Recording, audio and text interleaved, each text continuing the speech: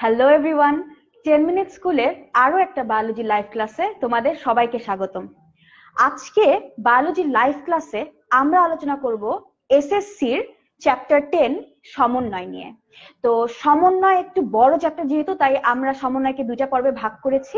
আমাদের এখনের ক্লাসে অর্থাৎ 7টা ক্লাসে আমরা সমন্বয় পর্ব 1 নিয়ে আলোচনা করব এবং সমন্বয়ের পরবর্তী পর্বটা অর্থাৎ পর্ব 2টা আলোচনা হবে 9টা ক্লাসে। তো তোমরা কে কে আমার সাথে আজকে এখন এই ক্লাসটা করছো, তোমরা কমেন্টের মাধ্যমে আমাদেরকে জানিয়ে দাও যে কে কে কোন জায়গা থেকে এই ক্লাসটা করছো। আর আরেকটা কাজ কিন্তু করতে অবশ্যই ভুলবে না, সেটা হচ্ছে তোমরা শেয়ার করে দাও। যে তোমরা তোমাদের ফ্রেন্ডদের সাথে এই ভিডিওটা শেয়ার করলে কি হবে বলতো, তোমার ফ্রেন্ডরা আমাদের সাথে এই ক্লাসটা করতে পারবে। এবং আমরা অনেক সময় ভিডিও লাইভ ক্লাসের সময় দেখি যে অনেকে অনেক পরে আসছে, অনেক দেরি করে আসছে। তো আমরা কি করব বলতো, আমরা জলদি করে এই লাইভ ক্লাসটা শেয়ার করে দিব যেন তারা দেরি না করে এবং যেন শুরু থেকে আমরা সবাই মিলে এই লাইভ ক্লাসটা করতে পারি। তো তোমরা কমেন্ট করতে থাকো, আমি চলে যাই আমাদের পড়াশোনার অংশে। আচ্ছা, তো সমন্বয় পর্ব 1-এ আমরা কোন কোন টপিক নিয়ে আলোচনা করব সেটা আমি এখানে লিখে রেখেছি। দেখো, প্রথমে যে টপিকটা নিয়ে আমরা আলোচনা করব সেটা হচ্ছে হরমোন কাকে বলে, অর্থাৎ হরমোন জিনিসটা অ্যাকচুয়ালি কি। এরপরে আমরা যে জিনিসটা নিয়ে আলোচনা করব সেটা হচ্ছে ফাইটো হরমোন। তারপরে আমরা যে জিনিসটা নিয়ে আলোচনা করব সেটা হচ্ছে বায়োলজিক্যাল ক্লক। বায়োলজিক্যাল ক্লক জিনিসটা কি। এরপরে আমরা ফটোট্রপিজম, তারপরে জিওট্রপিজম এবং তারপরে স্নায়ুতন্ত্রের অংশ এবং কেন্দ্রীয় স্নায়ুতন্ত্র নিয়ে আলোচনা করব। অর্থাৎ এই জিওট্রপিজম পর্যন্ত অংশটা হচ্ছে আমাদের উদ্ভিদের সমন্বয়ের অংশ, অর্থাৎ উদ্ভিদের ভিতরে সমন্বয় যে কার্যাবলী হয় সেটাই জিওট্রপিজম পর্যন্ত আলোচনা করা হয়েছে। এবং তারপরে স্নায়ুতন্ত্রের অংশ, কেন্দ্রীয় স্নায়ুতন্ত্র, এগুলা কিন্তু প্রাণী দেহের সমন্বয়ের অংশে পড়ে যায়। তো তাহলে চলো আমরা শুরু করে দিই আজকের আমাদের ক্লাসটা। তো ফার্স্টে আমরা দেখবো হচ্ছে হরমোন কাকে বলে বা হরমোন জিনিসটা কি। আচ্ছা, হরমোন জিনিসটাকে আমরা বলতে পারি একটা কেমিক্যাল, এক ধরনের কেমিক্যাল। হরমোন হচ্ছে এক ধরনের কেমিক্যাল। কেমিক্যাল মানে কি? কেমিক্যাল মানে হচ্ছে হরমোন হচ্ছে এক ধরনের রাসায়নিক পদার্থ। এখন রাসায়নিক পদার্থ তো অনেক ধরনের হয়, তাই না? তাহলে হরমোন এক্স্যাক্টলি কোন ধরনের পদার্থ? হরমোন হচ্ছে তাদের মধ্যে, হরমোন এমন এক ধরনের রাসায়নিক পদার্থ যে তারা প্রোটিনও হতে পারে, কিছু হরমোন তারা প্রোটিনও হয়, আবার হরমোন স্টেরয়েডও হতে পারে। এখন তোমরা জিজ্ঞেস করবে আপু স্টেরয়েড জিনিসটা কি? স্টেরয়েড হচ্ছে লিপিড, অর্থাৎ যেটাকে আমরা সংক্ষিপ্ত মানে যেটাকে আমরা ইজি ল্যাঙ্গুয়েজে বলি হচ্ছে স্নেহ পদার্থ, তাই না? তাহলে হরমোন হচ্ছে এমন এক ধরনের কেমিক্যাল সাবস্টেন্স যেটা প্রোটিনও হতে পারে, মানে সেটা প্রোটিনের একটা স্ট্রাকচারও হতে পারে, আবার কোন কোন ক্ষেত্রে কিছু লিপিড বা কিছু স্নেহ পদার্থ হরমোন হিসেবে কাজ করে। এই লিপিড বা স্নেহ পদার্থের একটা টাইপ হচ্ছে স্টেরয়েড, সেটা যেটা তোমরা উপরের ক্লাস গিয়ে অ্যাকচুয়ালি জানতে পারবে বা পড়তে পারবে। তাহলে আমরা জানলাম যে হরমোন হচ্ছে এক ধরনের কেমিক্যাল বা এক ধরনের রাসায়নিক পদার্থ। আচ্ছা, হরমোনের নেক্সট ধাপে যাওয়ার আগে আমি তো দেখে নিই যে তোমরা কে কি কমেন্ট করেছো, আমাদের সাথে আছো। সাত্তার আছেন আমাদের সাথে, সাফা আছে, রিয়াজ আছেন, মইনুল আছেন, তানভীর আছেন, সাদ্দাম আছেন আমাদের সাথে, সাইফুল ইসলাম নোমান আছেন আমাদের সাথে, মারুফ আছেন, আরো অনেকে তোমরা আমাদের সাথে আছো দেখা যাচ্ছে। তো তোমরা কমেন্ট করতে থাকো এবং তোমরা শেয়ার করতে থাকো এই ভিডিওটা, এবং আমরা পড়াশোনার মধ্যে চলে যাই আবারও। আচ্ছা, তো তাহলে এই যে হরমোন, সেটা আমরা দেখলাম কিছু রাসায়নিক পদার্থ, তাই না? তাহলে এই যে হরমোনটা আছে, এই হরমোন গুলার কাজ অ্যাকচুয়ালি কি বা তারা কিভাবে তৈরি হয়, আমরা একটু সেই জিনিসটা দেখে নিই যে হরমোন কি বা তারা কোথা থেকে তৈরি হচ্ছে। আমরা জানি যে আমাদের বডির ক্ষুদ্রতম কাজের একক হচ্ছে সেল বা কোষ। অনেকগুলো কোষ মিলে যখন একত্রে কাজ করবে তখন তাকে কি বলা হয় বলতো? টিস্যু বলা হয়, তাই না? তো এই টিস্যু, অনেকগুলো টিস্যু মিলে, মানে টিস্যু কি? টিস্যুকে আমরা বলতে পারি গ্রুপ অফ সেলস, তাই না? কোষের গ্রুপ। এই অনেকগুলো টিস্যু মিলে অর্গান বা অঙ্গ তৈরি করতে পারে, আবার অনেকগুলো টিস্যু মিলে যেমন বিভিন্ন অর্গান বা অঙ্গ তৈরি করে, তারা বিভিন্ন গ্ল্যান্ড বা গ্রন্থিও তৈরি করে। তার মানে অনেকগুলো টিস্যু মিলে যেমন অর্গান বা বিভিন্ন অঙ্গ তৈরি করছে, তেমন অনেকগুলো টিস্যু মিলে গ্ল্যান্ড বা গ্রন্থিও তৈরি করতে পারে। এখন জিজ্ঞেস করবো অনেকে, আপু তাহলে অর্গান আর গ্ল্যান্ডের মধ্যে ডিফারেন্সটা কি? দুইটাই তো অনেকগুলো টিস্যু নিয়ে তৈরি, তাই না? তো এদের মধ্যে ডিফারেন্সটা তাহলে কি হবে? তোমরা যদি কেউ জেনে থাকো তোমরা কমেন্টের মাধ্যমে আমাকে জানিয়ে দাও যে অর্গান এবং গ্ল্যান্ডের মধ্যে মেইন ডিফারেন্সটা কি, আমিও ততক্ষণে তোমাদেরকে বলতে থাকি। আচ্ছা, অর্গান বা অঙ্গ, এই যে আমাদের পাকস্থলী, আমাদের লিভার, তাই না? তারপর আমাদের ব্রেইন, আমাদের হ্যান্ড, হাত পা, এগুলা কি সব অর্গান না, তাই না? পাকস্থলী একটা অঙ্গ, লিভার একটা অঙ্গ, বৃক্ক একটা অঙ্গ। তাহলে এইসব জিনিস হচ্ছে অর্গান বা অঙ্গ। তাহলে গ্ল্যান্ড কোনগুলা? আচ্ছা, আমরা যখন খাই, যে ধরো তুমি এখন খাবার খাচ্ছ, হ্যাঁ, তুমি ধরো এখন একটা বার্গার খেলে, তুমি তো পুরা বার্গারটা মুখে নিবে না, তাই না? একটা একটা করে বাইট বার্গারের তুমি মুখে নিবে। তো ধরো তুমি বার্গার একটা কামড় নিলে, নেওয়ার পরে তুমি কি করো, দাঁত দিয়ে চিবাও না? চিবানোর ফলে সেই বার্গারটা কি হয়ে যায়, অনেক ছোট ছোট কণায় পরিণত হয়। যখন মুখ থেকে আস্তে আস্তে তোমার অন্ননালী বেয়ে বেয়ে বেয়ে বেয়ে বার্গারের ওই টুকরাটা আস্তে আস্তে আস্তে আস্তে ভাঙতে ভাঙতে ভাঙতে ভাঙতে আরো ছোট ছোট কণায় পরিবর্তন হয়, এবং পরিবর্তিত হয়ে কই যায় বলতো? পরিবর্তিত হয়ে যায় হচ্ছে আমাদের পাকস্থলীতে। পাকস্থলীর ছবিটা একেবারে সুন্দর হয় নাই, তো তাও পাকস্থলী, এটাকে পাকস্থলী ধরে নাও তোমরা। তাহলে এই যে অন্ননালী, অন্ননালী বেয়ে কই চলে আসে বলতো? অন্ননালী বেয়ে চলে আসে হচ্ছে আমাদের পাকস্থলীতে, তাই না? তাহলে এই যে পাকস্থলী, এটা একটা অঙ্গ, ঠিক আছে? এখন পাকস্থলীর মধ্যে সেই খাবারটা চলে এসেছে ভাঙা অবস্থায়, যে খাবারটা আমি মুখ দিয়ে খেয়েছি, তাই না? এখন এই যে অঙ্গটার মধ্যে খাবার চলে আসলো, এই অঙ্গটা এখন কি করবে বলতো? এই খাবারটাকে কি করতে হবে? ডাইজেস্ট করতে হবে, পরিপাক করতে হবে। মানে আমি আরো ক্ষুদ্র ক্ষুদ্র কণায় ভাগ করব, যেন এই খাবারটা থেকে আমি একদম ক্ষুদ্র যে ক্ষুদ্রতম যে কণাগুলো পেতে পারি, সেটা আমার রক্তের সাথে মিক্স হয়ে যেতে পারে, বা রক্ত সেই কণাগুলোকে কি করতে পারে বলতো? ক্যারি করতে পারে। তাহলে এই কণাটার উপর এখন কি কাজ করবে বলতো? এই যে খাবারটা আসলো ক্ষুদ্র ক্ষুদ্র কণায় বিভক্ত হয়ে, এটার উপরে এখন এনজাইম কাজ করবে, তাই না? এই যে এনজাইমটা কাজ করছে, ঠিক আছে, বা এই যে এনজাইমটা আসছে, এই এনজাইমটা কোথা থেকে আসে? এই এনজাইমটা আসে হচ্ছে এক ধরনের গ্রন্থি থেকে। তো এই এনজাইমটা যে গ্রন্থি থেকে আসে, সেই গ্রন্থিকে বলা হয় বহিঃক্ষরা গ্রন্থি। তাহলে এনজাইম যে গ্রন্থি থেকে নির্গত হয় সেটাকে বলা হয় বহিঃক্ষরা গ্রন্থি। এই এনজাইমটা কিন্তু কোনো অঙ্গ বা অর্গান থেকে নির্গত হলো না। এনজাইমটা কোত্থেকে নির্গত হলো বলতো? এক ধরনের গ্রন্থি থেকে। মানে সেটা অর্গান, কিছুটা অর্গানের মতোই স্ট্রাকচার, কিন্তু সেটা কি হবে বলতো? সেটা ডাইরেক্টলি জিনিসটাকে পরিপাক করতে হেল্প করছে না। যেমন এই যে পাকস্থলী, পাকস্থলীর মধ্যে এই রিয়াকশনটা হচ্ছে, বা এই চেঞ্জ গুলা, এই রিয়াকশন গুলা, সেটা পাকস্থলীর মধ্যে হচ্ছে। মানে এই যে কোনো একটা বড় কণা ভেঙে ছোট ছোট কণায় পরিবর্তিত হওয়া, বা ছোট ছোট কণা সেগুলা কোনো একটা বড় কণায় রূপ নেওয়া, এগুলাকে বলে হচ্ছে মেটাবলিজম। তো এই রিয়াকশন গুলা যে জায়গাতে হয়, ডাইরেক্টলি হচ্ছে, অঙ্গ ডাইরেক্টলি এইসব কাজে বা এইসব চেঞ্জেসে পার্টিসিপেট করছে।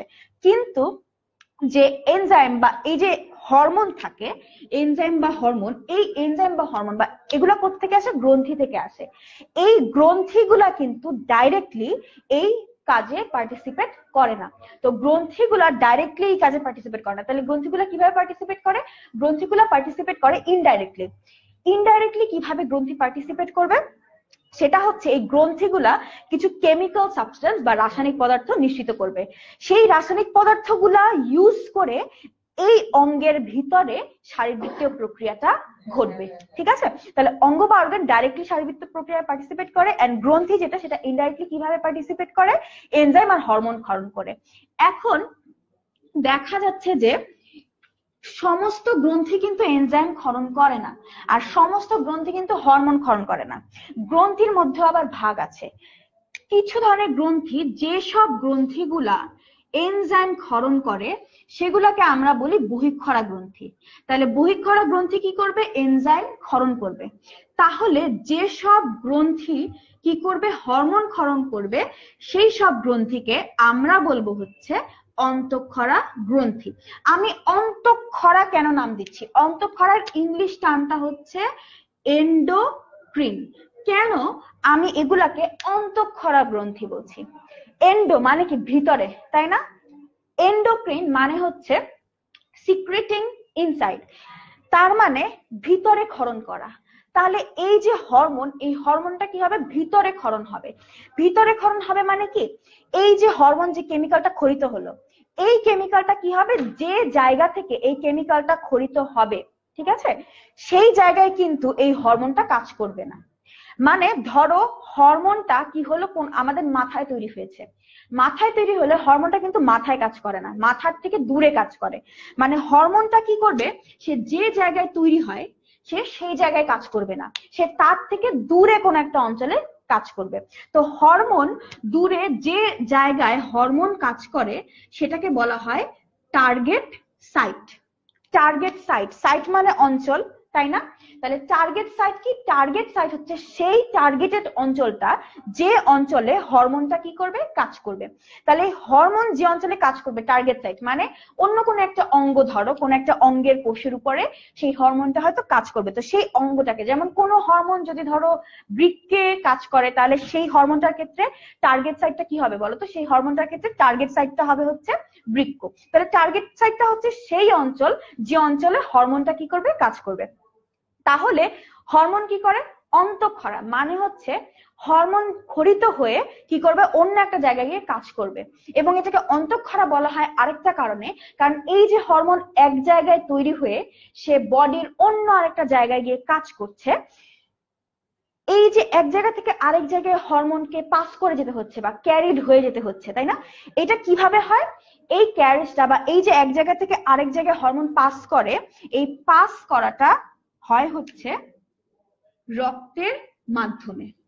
যে রক্তের মাধ্যমে হরমোন কি করবে, রক্তের মাধ্যমে এক জায়গা থেকে আরেক জায়গায় পাস করবে। যে ধরো মাথায় কোন একটা হরমোন উৎপন্ন হলো, সেটা ধরো বৃক্কে কাজ করবে, তাহলে মাথায় হরমোনটা উৎপন্ন হলে হরমোনকে মাথা থেকে বৃক্কে নিয়ে যাবে হচ্ছে রক্ত, অর্থাৎ রক্তই হরমোনটাকে ক্যারি করবে। ওয়্যারএজ যেটা হচ্ছে এন্ডোক্রিন গ্ল্যান্ড, এক্সোক্রিন গ্ল্যান্ড, বহিঃক্ষরা গ্রন্থি, সেটা কি ক্ষরণ করবে, সে এনজাইম ক্ষরণ করবে। তো এনজাইমটা দেখা যায় যে এক জায়গা থেকে আরেক জায়গায় ক্যারি করে নিয়ে যাওয়ার জন্য থাকে হচ্ছে নালী। দ্যাট মিনস এনজাইমকে এক জায়গা থেকে আরেক জায়গায় ক্যারি করবার জন্য আমার কি দরকার, এনজাইম ক্যারিড হওয়ার জন্য নালী প্রয়োজন। অর্থাৎ এনজাইম যে জায়গায় কাজ করবে সেখানে এনজাইমকে ক্যারি করে নিয়ে যায় হচ্ছে নালী, সে নালীর মধ্যে দিয়ে এক জায়গা থেকে আরেক জায়গায় ক্যারিড হয়। ঠিক আছে, তাহলে এই যে এনজাইম আর হরমোনের ডিফারেন্সটা আমরা দেখতে পারলাম। এখন খেয়াল করো, এই যে রক্তের মাধ্যমে হরমোন ক্যারিড হচ্ছে, এটার কারণে আমি হরমোনটাকে কি বলি, এন্ডোক্রিন, মানে এন্ডোক্রিন গ্ল্যান্ড থেকে খরিত হয়, তাই না? তো এখন খেয়াল করো, এই যে হরমোন, তাহলে আমরা বুঝলাম যে হরমোন কি, হরমোন হচ্ছে টাইপ অফ প্রোটিন বা সে স্টেরয়েড বা লিপিডের মতনও হরমোনটা হতে পারে। তো এখন এই যে হরমোন, হরমোন কি করে, বিভিন্ন শারীরবৃত্তীয় ক্রিয়াকলাপ বা শারীরবৃত্তীয় কাজ সে নিয়ন্ত্রণ করবে। যেমন আমাদের বডিতে হোক বা উদ্ভিদের বডিতে হোক, গ্রোথটা বা কতটুকু সে বৃদ্ধি পাচ্ছে, বৃদ্ধি কিরকম হবে, সেই গ্রোথটা কিন্তু এই হরমোনটা নিয়ন্ত্রণ করে। শুধু গ্রোথ না, কোনো জায়গায় ধরো কেটে গেল বা কোনো জায়গায় ক্ষত সৃষ্টি হলো, এই ক্ষত স্থানটা পূরণ বা এই ক্ষত স্থানের উপরে কিন্তু প্রভাব ফেলে হচ্ছে হরমোন। ক্ষত স্থানটা কত তাড়াতাড়ি হিল করছে সেটাও কিন্তু হরমোন অনেক সময় দেখে, উদ্ভিদের ক্ষেত্রে দেখে, আবার আমাদের বডিতেও এটা কিন্তু কন্ট্রোলড হয় হরমোন দিয়ে। তাহলে আমরা ফার্স্টে স্টার্ট করব হচ্ছে ফাইটো হরমোন দিয়ে। ঠিক আছে, তো আমরা দেখে ফেললাম যে হরমোনটা কি বা হরমোন কাকে বলে। হোপফুলি তোমাদের হরমোন নিয়ে আর কনফিউশন থাকবে না। তো হরমোন নিয়ে কিন্তু অ্যাকচুয়ালি এগুলা সম্পর্কে না অনেক বেশি আলোচনা করা যায়, অনেক ডিটেইলস বলা যায়, কিন্তু এসএসসি, যেহেতু এটা এসএসসির জীববিজ্ঞানের লাইভ ক্লাস এবং তোমাদের লেভেলে হরমোন নিয়ে খুব একটা ডিটেইল আলোচনা করা হয় নাই, জাস্ট বেসিক টুকুন বলা হয়েছে, তাই বেসিক টুকুনি আমরা দেখালাম। তো এইচএসসির সময় যখন আমরা হরমোন নিয়ে আলোচনা করব তখন কিন্তু আরো ডিটেইলসে আমরা চলে যাব। তো হরমোন কাকে বলে আমরা দেখেছি। তো নেক্সট টপিক অর্থাৎ ফাইটো হরমোনে যার আগে আমি একটু দেখে নিই যে তোমরা কারা কারা আমার সাথে আছো। আচ্ছা, তো আহমেদ হেলাল আছে, নার্গিস ইসলাম আছেন, মিম আছে, মামুন আছেন, আফসিন আছেন আমাদের সাথে, আব্দুল মোমেন আছেন আমাদের সাথে, রাকিব হোসেন আছেন আমাদের সাথে, মাহমুদুল মিতুল আছেন আমাদের সাথে। তোমরা আরো অনেকে আমাদের সাথে জয়েন করতে দেখা যাচ্ছে, which is very good, thank you very much। তো তোমরা তোমাদের ফ্রেন্ডদের সাথে যারা এখনো এই লাইভ ক্লাসে শেয়ার করনি, তারা তোমাদের ফ্রেন্ডদের সাথে এই লাইভ ক্লাসে এক্ষুনি শেয়ার করে দাও, যেন তোমার ফ্রেন্ডরাও কি করতে পারে, জলদি করে চলে আসতে পারে। এক্ষুনি কিন্তু আমি কমেন্টে দেখলাম কয়েকজন বলছে আপু দেরি করে ফেলেছি। তো দেরি করে ফেললে কিন্তু দেখা যাবে যে অনেক ইম্পর্টেন্ট টপিক মিস হয়ে যায়। তো তোমার ফ্রেন্ডরা যেন এই লাইভ ক্লাসটা মিস না করে, তাই তোমরা কি করো, জলদি করে এই লাইভ ক্লাসটা শেয়ার করে দাও। তো আমাদের লাইভ ক্লাসে কিন্তু 400-র উপরে স্টুডেন্ট অলরেডি জয়েন করে ফেলছে, উইচ ইজ ভেরি গুড। এটা কিন্তু পসিবল হয়েছে তোমাদের শেয়ার করার কারণে। So thank you very much যারা শেয়ার করেছো। যারা করনি তারা এক্ষুনি শেয়ার করে দাও, যেন তোমার সাথে আরো অনেকে মিলে আমরা এই ক্লাসটা করতে পারি। ওকে, তো আমরা নেক্সট টপিকে চলে যাই। আমাদের নেক্সট টপিক যেটা নিয়ে আমরা আলোচনা করব, সেই নেক্সট টপিকটা হচ্ছে ফাইটো হরমোন। তো আমরা হরমোন কাকে বলে বা হরমোন কি সেটা নিয়ে আমরা আলোচনা করা শেষ করে ফেলেছি। এখন আমরা যেটা দেখবো সেটা হচ্ছে ফাইটো হরমোন। তো এই যে এখানে আমি লিখলাম ফাইটো হরমোন, তাই না, ফাইটো লিখেছি তাই না। ফাইটো মানে কি, বায়োলজিক্যাল টার্মে ফাইটো মানে হচ্ছে প্ল্যান্ট, বা যেটাকে আমরা বলি হচ্ছে উদ্ভিদ, ঠিক আছে। তাহলে ফাইটো মানে হচ্ছে প্ল্যান্ট বা উদ্ভিদ। তাহলে ফাইটো হরমোন কি, যেসব হরমোন উদ্ভিদের বডিতে, উদ্ভিদের বিভিন্ন শারীরবৃত্তীয় প্রক্রিয়া বা কাজে লাগে, সেগুলাকে আমরা বলি হচ্ছে ফাইটো হরমোন। উদ্ভিদের হরমোনকে আমরা বলবো ফাইটো হরমোন।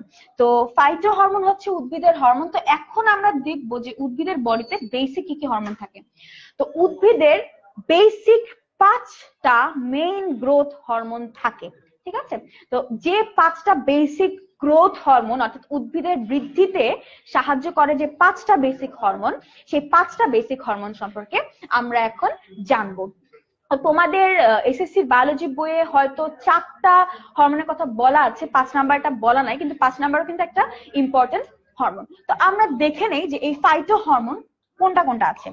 প্রথম আমরা দেখবো ফাইটো হরমোনের ক্ষেত্রে ফার্স্ট যে ফাইটো হরমোনটা আমরা দেখব সেটা হচ্ছে অক্সিন।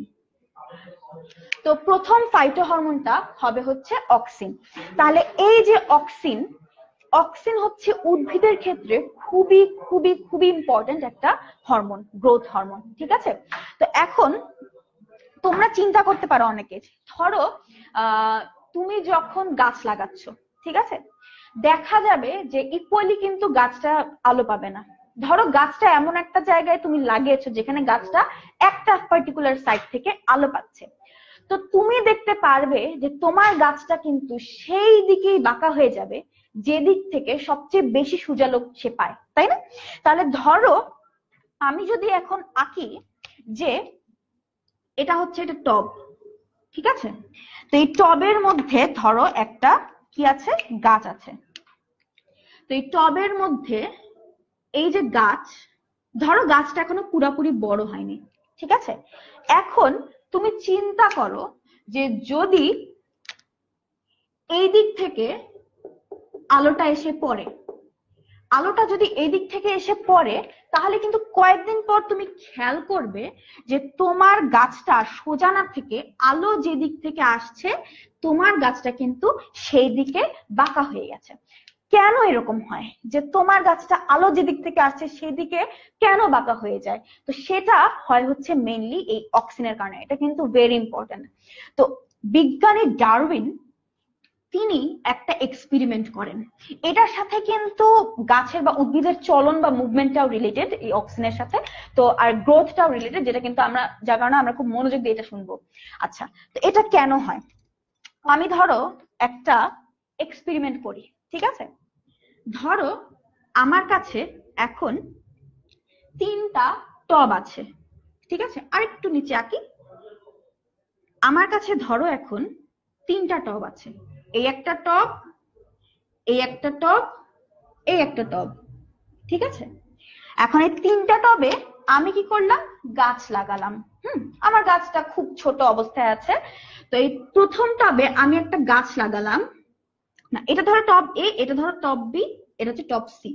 তো প্রথম টবে ধরো আমি একটা গাছ লাগালাম এরকম, গাছটা এখনো খুব ছোট অবস্থায় আছে। দ্বিতীয় টবে আমি এই গাছটাই লাগালাম, কিন্তু আমি কি করলাম বলতো, এই গাছটার ক্ষেত্রে আমি গাছের যে চূড়াটা বা এই যে শীর্ষটা থাকে, এই শীর্ষটাকে আমি কি করব বলতো, অ্যালুমিনিয়ামের ফয়েল বা কিছু একটা দিয়ে এই শীর্ষটাকে আমি কি করলাম, কভার করে রেখে দিলাম, ঠিক আছে। এবং তৃতীয় ক্ষেত্রে আমি কি করলাম, এই গাছটার চূড়াটা আমি কেটে রেখে দিলাম। ঠিক আছে, তো এই তিনটা কেস। প্রথম টবে টব নাম্বার এ তে আমি কি করেছি বলতো, টব নাম্বার এ তে আমি যে গাছটা লাগিয়েছি সেটা নর্মালি ভাবে বাড়ছে। ঠিক আছে, আমি এটা কোনো পরিবর্তন করি নাই। দ্বিতীয় টবে আমি কি করলাম, এই যে গাছটা এখনো খুব ছোট অবস্থায় আছে, এটার ক্ষেত্রে আমি কি করেছি বলতো, এটা চূড়াটা বা শীর্ষটাকে আমি অ্যালুমিনিয়াম ফয়েল বা কিছু একটা দিয়ে কি করেছি, ঢেকে রেখেছি বা আবৃত করে রেখেছি। যার কারণে কি হয়েছে বলতো, এইখান দিয়ে ধরো যদি আলোটা পড়ে, আলোটা কি করবে না, এই শীর্ষের উপরে পড়বে না বা এই শীর্ষের উপরে কোনো এফেক্ট ফেলবে না। এন্ড থার্ড কেসে 3 নাম্বার টবে আমার এই সেম গাছটাই কি হয়েছে বলতো, এটার যে শীর্ষটা ছিল বা চূড়াটা ছিল সেটাকে আমি কি করে ফেলছি, কেটে ফেলেছি। দেখো এভাবে করে কেটে রেখেছি। তাহলে তুমি চিন্তা করো, আমার এখানে 3 টাইপের মানে গাছের 3 টাইপের চেঞ্জ আমি এখানে দেখতে পাচ্ছি। এখন ধরো সূর্যের আলো পড়ছে, ঠিক আছে, এটা সূর্য আলো পড়ছে। তাহলে এখন এই যে আলোটা যখন পড়বে তখন দেখা যাবে যে এই যে আলোটা পড়ছে, এই আলোটার ক্ষেত্রে কি হবে, সি গাছটার ক্ষেত্রে দেখা যাবে যে এই সি গাছটা যেটা আছে এটা বড় হবে না, আবার এটা আলোর দিকে বেঁকেও যাবে না। বি গাছটার ক্ষেত্রে দেখা যাবে যে বি গাছটার পরিবর্তন কিরকম হচ্ছে, বি গাছটার ক্ষেত্রে দেখা যাবে যে বি গাছটা বড় হচ্ছে ঠিকই, কিন্তু সেটা কিন্তু আলোর দিকে বেঁকে বড় হচ্ছে না। সেটা কি হচ্ছে বলতো, সেটার উপরটা যেটা আমি ঢেকে রেখেছি সেটা জাস্ট লম্বালম্বি ভাবে বড় হচ্ছে। আচ্ছা, আমাদের লাইভ ক্লাসে কিন্তু 650 উপরে স্টুডেন্ট জয়েন করে ফেলেছে, which is very good. Thank you very much everyone, তোমরা শেয়ার করেছো দেখে আমাদের লাইভ ক্লাসে কিন্তু এত স্টুডেন্ট আসতে পেরেছে এবং এই ইম্পর্টেন্ট টপিকের উপর ক্লাস করবার জন্য কিন্তু আমরা এতজন একত্রিত হয়েছি। যার কারণে তোমরা যারা শেয়ার করেছো তাদেরকে অনেক অনেক অনেক বেশি থ্যাঙ্কস, এবং যারা এখনো শেয়ার করনি তারা অবশ্যই কি করে দাও বলতো, এই ক্লাসটা এক্ষুনি ফ্রেন্ডদের সাথে শেয়ার করে দাও যেন আমাদের সাথে আরো স্টুডেন্ট জয়েন করতে পারে এই ক্লাসটা করতে। আচ্ছা, তাহলে আমি এখানে চলে যাই আবার এই এক্সপেরিমেন্টে। আচ্ছা, তাহলে বি টবে যে গাছটা ছিল সেটার ক্ষেত্রে কি হচ্ছে বলতো, সেটার ক্ষেত্রে গাছটা বড় হয়েছে, গ্রো করেছে, বৃদ্ধি পেয়েছে, কিন্তু লম্বালম্বি ভাবে। সূর্য যেদিক থেকে আলোটা পড়ছে সেদিকে কিন্তু বেঁকে যায়নি। এখন এই গাছটার ক্ষেত্রে পরিবর্তন কিভাবে হবে, এই গাছটার ক্ষেত্রে আমরা দেখতে পারবো যে এই এ গাছটা বেঁকে যাবে, মানে সূর্য যেদিক থেকে আসছে সেদিকে সে কি হয়ে যাবে, সে যখন গ্রো করছে সূর্য যেদিকে আসছে সেদিকে সে বেঁকে যাবে, সে বড় হচ্ছে, সে গ্রো করছে, এবং তার মধ্যে আমরা একটা চেঞ্জ দেখতে পেরেছি যে সে সূর্যের দিকে বেঁকে যাচ্ছে। ঠিক আছে, তাহলে এই 3 ধরনের কেস আমরা দেখলাম। কেন এই 3টার ক্ষেত্রে আমরা 3 ধরনের কেস দেখলাম, সেটা হচ্ছে এই অক্সিনের কারণে। অক্সিনের কারণে কেন সেটা আমরা একটু দেখে নিই। এই অক্সিন হরমোনটা কি করে জানো, আলোর প্রেজেন্সে অক্সিন হরমোনটা কিন্তু কাজ করতে পারে না। ঠিক আছে, তাহলে খেয়াল করো। আর এই অক্সিন হরমোনটা কই থাকে, এই গাছের বা ভ্রূণের ক্ষেত্রে দেখা যায় যে যেটা ধরো মাটির উপরের অংশ সেটাকে আমরা কি বলি, ভ্রূণমুকুল, যেটা কাণ্ডে পরিণত হয়, আর মাটির নিচের অংশটা কি, ভ্রূণমূল, তাই না? তাহলে এই যে ভ্রূণমুকুলটা, এই ভ্রূণমুকুলটার ক্ষেত্রে কি হয় জানো, এই যে ভ্রূণমুকুলের বাইরে কিন্তু একটা আবরণী থাকে, যেটাকে বলা হয় ভ্রূণমুকুলের আবরণী বা কোলিওপটাইল বলে আর কি। তো আমরা ভ্রূণমুকুলের আবরণী বলবো। তো তোমাদের বইয়ে এই টার্মটা কোলিওপটাইল মেনশন করা আছে। তো যাই হোক, এই যে ভ্রূণমুকুলের আবরণীটা থাকে, ভ্রূণমুকুলের বাইরে যে আবরণীটা থাকে, এই আবরণীর একেবারে শীর্ষে বা একেবারে চূড়ার অংশে কি থাকে বলতো, একেবারে চূড়ার অংশে এই অক্সিনটা কিন্তু প্রেজেন্ট থাকে বা এই জায়গায় অক্সিনটা তৈরি হয়। ঠিক আছে, তাহলে এই যে অক্সিনটা তৈরি হচ্ছে একদম চূড়ার অংশে, ভ্রূণমুকুল আবরণীর একেবারে চূড়ার অংশে। তাহলে এইখানে কি হয়, সি নাম্বারের ক্ষেত্রে খেয়াল করো, এটার কিন্তু উপরের অংশটা বা চূড়াটা আমি কেটে রেখে দিয়েছি। চূড়াটা কেটে রেখে দেওয়ার কারণে কি হয়, কেটে রেখে দেওয়ার কারণে অক্সিজেন কিন্তু এই চূড়ায় জেনারেটেড হচ্ছে না বা তৈরি হচ্ছে না, যার কারণে এই টবে যে প্ল্যান্টটা বা যে উদ্ভিদটা আমার ছিল সেটা কিন্তু বড় হচ্ছে না আর সেটা বেঁকেও যাচ্ছে না। ঠিক আছে, বি নাম্বারে কি হলো, বি নাম্বারে আমি যেহেতু উপরের এই পোর্শনটাকে কি করে ফেলেছি, কভার করে রেখেছি। কি দিয়ে কভার করে রেখেছি, আমি এটাকে কোনো ধরো অ্যালুমিনিয়ামের ফয়েল বা এমন কিছু দিয়ে কভার করে রাখলাম যেন সূর্যের আলোর প্রভাব এটার উপরে বা এই চূড়ার অংশে সূর্যের আলোর প্রভাবটা না পড়ে। তাহলে কি হলো, যেহেতু কভার করে রেখেছি তাই চূড়ার অংশে সূর্যের আলো অ্যাকচুয়ালি আমরা সাইড বিবেচনা করবো যে কোন সাইডে বা কোন অংশে বেশি পড়ছে। যেহেতু কভার করে রেখেছি তাই চূড়ার অংশে সূর্যের আলোর প্রভাবটা দেখা দিচ্ছে না। অক্সিজেনটা কি হয়ে যাচ্ছে বলতো, অক্সিজেনটা যেহেতু চূড়াটা আমি কেটে ফেলি নাই, তার মানে অক্সিজেন অবশ্যই আছে। সে কই পাস হয়ে যাচ্ছে, সে আস্তে আস্তে উপরের সেল থেকে নিচের সেলে এই যে বেজের দিকে নিচের দিকের কোষগুলাতে পাস হয়ে যাচ্ছে। যার কারণে উদ্ভিদটা কি হয়ে যাচ্ছে বলতো, যেহেতু চূড়ায় আমি এটা চূড়াটাকে কভার করে রেখেছি তাই চূড়ার কোন সাইডে আলো বেশি পড়ছে, যেহেতু কোনো সাইড দিয়ে আলো ঢুকতে পারছে না তাই কোন সাইডে আলো বেশি পড়ছে সেটাও আমার বিবেচনায় আনার কোনো দরকার নাই। যার কারণে অক্সিজেনটা কি হয়ে যাচ্ছে, আস্তে আস্তে নিচের দিকের কোষগুলা চলে যাচ্ছে এবং এই বেজ অংশটা বৃদ্ধি পাচ্ছে, যার কারণে গাছ কি হয়ে যাচ্ছে না, বেঁকে যাচ্ছে না। এখন খেয়াল করো এতে কি হলো, এতে গাছটা বেঁকে সেই দিকে চলে গেল যেদিকে কি থাকে বলতো, যেদিক থেকে আলোটা বেশি আসছে। এখন আমি যদি আবার আগের ফর্মে এই জিনিসটাকে আঁকি, যে ধরো গাছটা হচ্ছে এইটা, এখন আলো যখন আসছে আলোটা এই দিক থেকে আসছে না, তাহলে এই যে ধরো আমার ধুনো মুকুলের আবরণের এই যে চূড়াটা, তাহলে এই চূড়ার এই সাইডটাতে কি পড়বে, এই সাইডটাতে আলো বেশি পড়বে। তাহলে এই যে সাইডটা আছে এই সাইডটাতে কি হবে, যে পোর্শনটা আমি রেড দিয়ে মার্ক করছি খেয়াল করো, এই পোর্শনটা মানে চূড়ার একটা পোর্শন অর্ধেকটা পোর্শনে আলো কি পড়ছে, কম পড়ছে। তাহলে তুমি খেয়াল করো চূড়ার এই সাইডটা আমার হাতের রাইট সাইডটাতে আলো বেশি পড়ছে। আর এই চূড়ার অংশের খেয়াল করো, আমি কিন্তু বলছি চূড়ার অংশের, আমি কিন্তু নিচের দিকের কথা বলছি না। চূড়ার অংশের বাম দিকের সাইডে কি হচ্ছে, আলোটা বেশি যাচ্ছে না, মানে এই অংশটাকে আমরা বলবো শেডেড অংশ, যেখানে আলোটা বেশি পড়ছে না। অক্সিজেন কি করে, এই যে চূড়ার অংশটা থাকে, চূড়ার এই অংশটাতে অক্সিজেন বেশি থাকে। মানে এই যে চূড়ার যে বাম দিকের অংশটা আমার হাতে বাম দিকের অংশ দেখতে পাচ্ছি, এই অংশ অন্ধকার, মানে এই অংশ ঠিক অন্ধকার না, এই অংশে আলোটা ডাইরেক্টলি পড়ছে না বা এই অংশটা একটু শেডেড আছে। তাহলে এই অংশে যেহেতু খানিকটা অন্ধকার আছে তাই এই অংশে অক্সিজেন বেশি থাকবে। শুরুতে কি বলেছিলাম, আলোর প্রেজেন্সে অক্সিজেন কি করতে পারে না ঠিক মতন, মানে আলোর প্রেজেন্সে অক্সিজেন কাজ করতে পারে না, ঠিক আছে। তাহলে এই অংশে যদি আলো থাকে অক্সিজেন কি এই অংশে কাজ করতে পারবে না। তো অক্সিজেন তখন কি করে, এই অংশের অপোজিট অংশে যেটা আছে এই অপোজিট সাইডে চলে যায়, যে অংশে আলো পড়ছে তার অপোজিট সাইডে অক্সিজেনটা চলে যায়। এই সাইডের কোষগুলা থেকে অক্সিজেন আস্তে আস্তে কি করবে, এই ডান সাইডের কোষগুলা থেকে আস্তে আস্তে অক্সিজেন বাম সাইডের কোষগুলাতে চলে যাবে। এবং চলে গেলে এই সাইডে, মানে আমার হাতের যে বাম সাইড দেখতে পাচ্ছ এই সাইডে কি হবে বলতো, এই সাইডে অক্সিজেনের ঘনত্বটা বেশি থাকবে।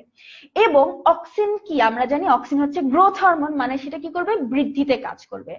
তাহলে অক্সিজেন যদি এই সাইডে বেশি থাকে, অক্সিজেনের ঘনত্বটা এই সাইডে বেশি থাকে, অক্সিজেন কি করবে, এই সাইডের কোষগুলাকে অনেক বেশি ডিভাইড করতে থাকবে। তাহলে এই সাইডে অক্সিজেন বেশি, তার মানে এই সাইডের কোষগুলা গ্রো করতে থাকবে বা বৃদ্ধি পেতে থাকবে।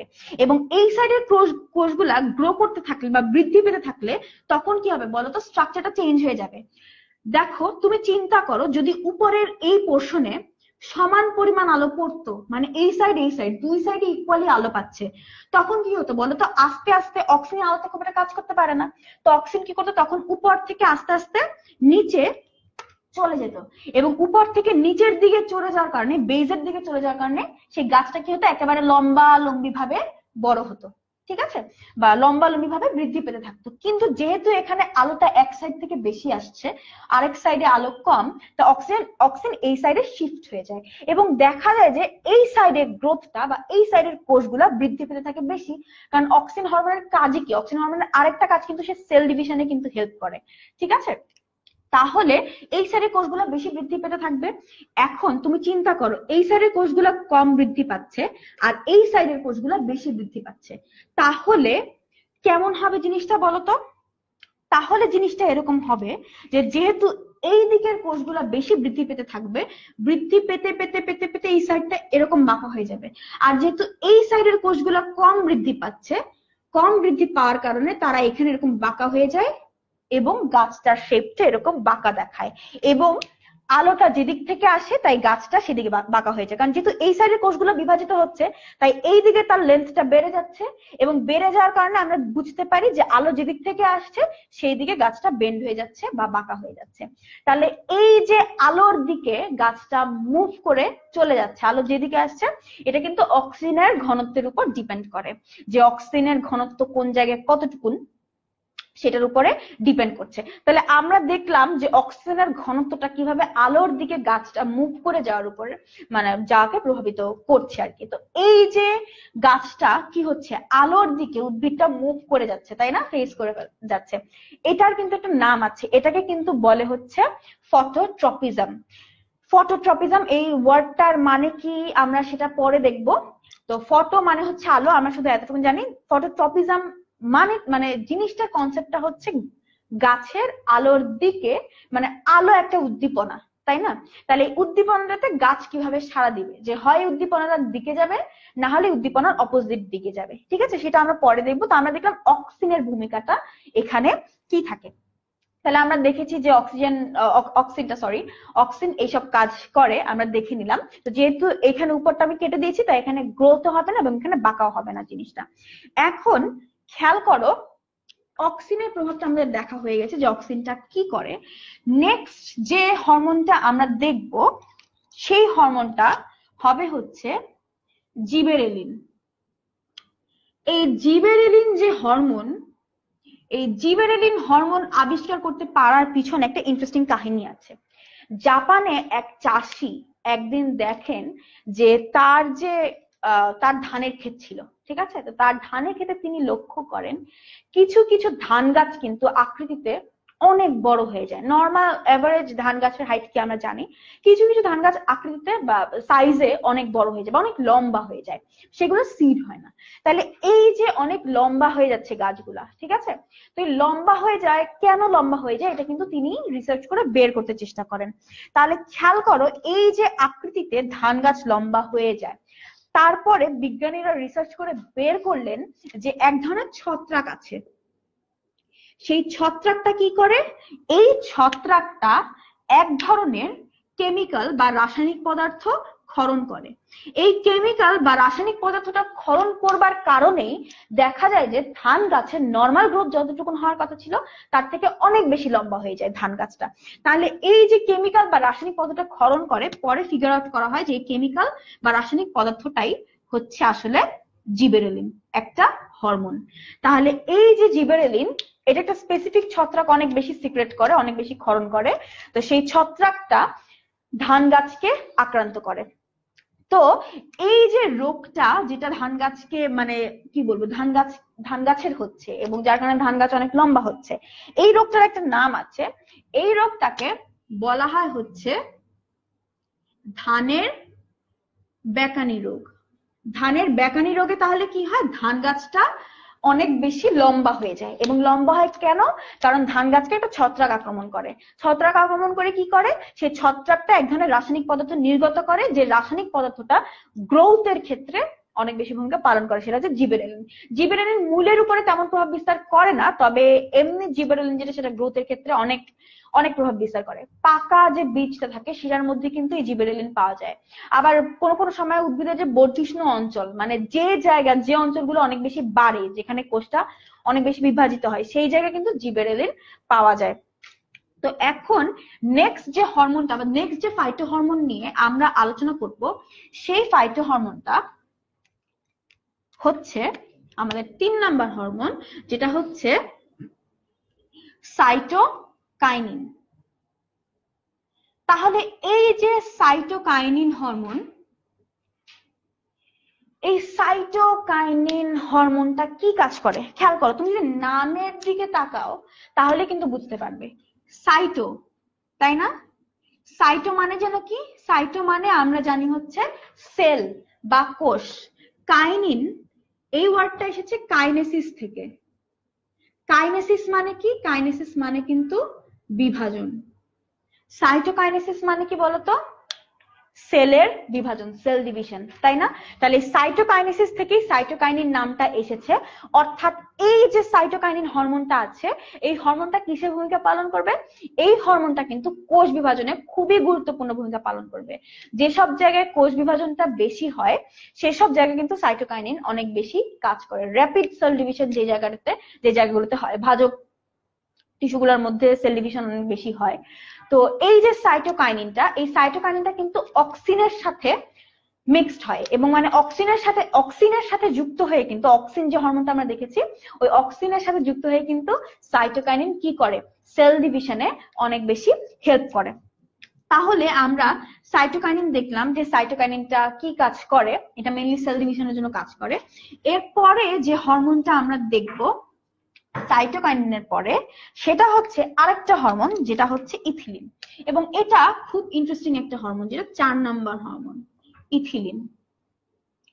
ইথিলিন এই হরমোনটা কিন্তু খুব ইন্টারেস্টিং। কেন বললাম ইন্টারেস্টিং? বললাম এই কারণে, কারণ ইথিলিন হচ্ছে একমাত্র গ্যাসিয়াস বা গ্যাসীয় ফাইটো হরমোন। মানে এই হরমোনটা কিন্তু গ্যাসীয় স্টেজে থাকে। এবং ইথিলিনটা কি করে? ইথিলিন ফল পাকতে হেল্প করে।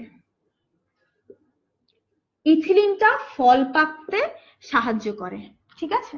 তাহলে ইথিলিন হরমোনটা কি করছে? ইথিলিন হরমোনটা এক ধরনের গ্যাসীয় ফাইটো হরমোন, এবং এই যে গ্যাসীয় ফাইটো হরমোন, এটা কি করে? ফল পাকতে সাহায্য করে। ইথিলিনটা আরেকটা কাজে সাহায্য করে, সেটা হচ্ছে পাতা ফল এগুলো ঝরে যাওয়ার টাইম যখন আসে, তখন কিন্তু ইথিলিন এই পাতা ফুল ফল এগুলোকে কিন্তু ঝরে যেতে হেল্প করে ইথিলিনটা। তো এখন খেয়াল করে থাকবে যে অনেক সময় তুমি খেয়াল করবে কোন একটা ফল যেটা খুব র্যাপিডলি পেকে যাচ্ছে, তাড়াতাড়ি পেকে যাচ্ছে, ওরকম একটা ফলকে তুমি যদি অনেকগুলা নর্মাল ফলের মধ্যে রাখো, তাহলে কিন্তু খেয়াল করবে কিছুদিন পর তোমার পাকা ফলটার সাথে যে ভালো ফলগুলো ছিল সেগুলোও কিন্তু আস্তে আস্তে খুব তাড়াতাড়ি পাকতে থাকবে। কেন এটা হয় বলতো? কারণ ইথিলিন কিন্তু এক ধরনের গ্যাসীয় ফাইটো হরমোন। এই হরমোনটা কিন্তু বায়ুতে কি হয়ে যেতে পারে বলতো? মিক্স হয়ে যেতে পারে, তাই না? তাহলে এই হরমোনটা কি করবে বলতো? যখন কোন একটা পাকা ফল, মানে কোন একটা ফল পাকছে, ঠিক আছে, কোন একটা ফল যখন পাকছে, তো সেটার মধ্যে যখন ইথিলিন থাকবে, সেই ইথিলিনটা যখন আমি ওই ফলটাকে অন্য সব নর্মাল বা ভালো ফল যেগুলো এখনো পাকেনি, সেই ফলগুলোর মাঝখানে যখন আমি ওই ফলটাকে রেখে দিব, তখন এই ইথিলিন কিন্তু অন্য ফলগুলাকে ইফেক্ট করবে। মানে তার সাথে যে বাকি যে ভালো ফলগুলো ছিল, সেই ফলগুলোর তো ইথিলিন যাবে, সেই ফলগুলোকে ইফেক্ট করবে, যার কারণে সেই ফলগুলা যাবে পাকতে থাকবে আস্তে আস্তে। তো এই কারণে ইথিলিন খুব ইন্টারেস্টিং একটা হরমোন। তো আমাদের যে লাস্ট হরমোনটা থাকে, সেই লাস্ট হরমোনটা তোমাদের বইয়ে দেওয়া নাই। ওই লাস্ট হরমোনটার নাম হচ্ছে অ্যাবসিসিক অ্যাসিড।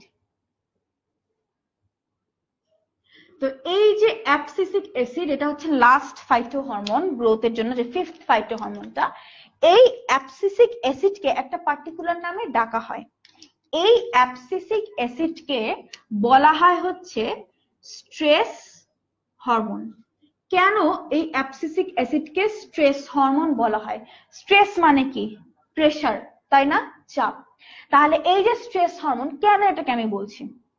কারণ হচ্ছে এই যে অ্যাবসিসিক অ্যাসিডটা থাকে, এটা কি করে?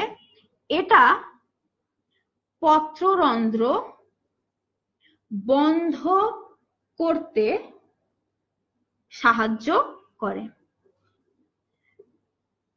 দ্যাট মিনস এই যে আমাদের অ্যাবসিসিক অ্যাসিডটা আছে, এটা কি করবে? পত্ররন্ধ্র, পাতায় যে ক্ষুদ্র ক্ষুদ্র রন্ধ্র থাকে, যেটার মাধ্যমে কি হয়? প্রস্বেদনটা হয়।